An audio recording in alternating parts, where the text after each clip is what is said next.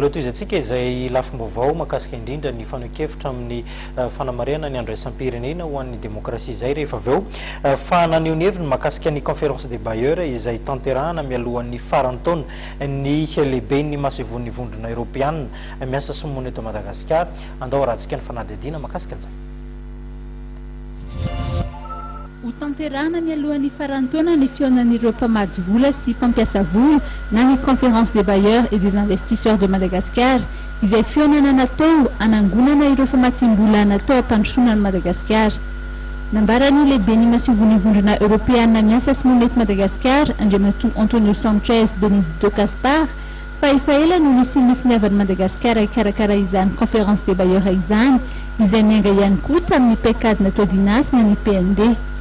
Raha nambarany dia natao ihany koa izy io mba hanamafisana famoroso amin'ny lalana tokony ho izy eo amin'ny sehatry ny fampandrosoana ny firenena malagasy. Anisan'ny fepetra notakiana ny fisian'ny fifanarahany miaraka amin'ny taherim-bola iraisam-pirenena na ny FMI. Efa nisy ny fifanekena mikasika ny fifanarahana facilité élargie de crédit na FEC mitentina 4,8 francs tapisa dollara izay varavarana misokatra ho an'ny famatsim-bola hafa.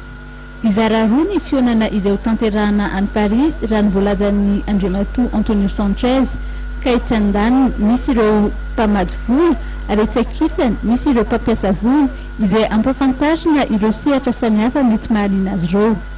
Nambarany fa tsy ampy ny fananana fotsiny ny pecade natao dinasa fa zava-dehibe ihany koa ny fanatanterahana asa mivaingana mba isian'ny fampiasana araky ny tokony ho izy ireo fanampiny.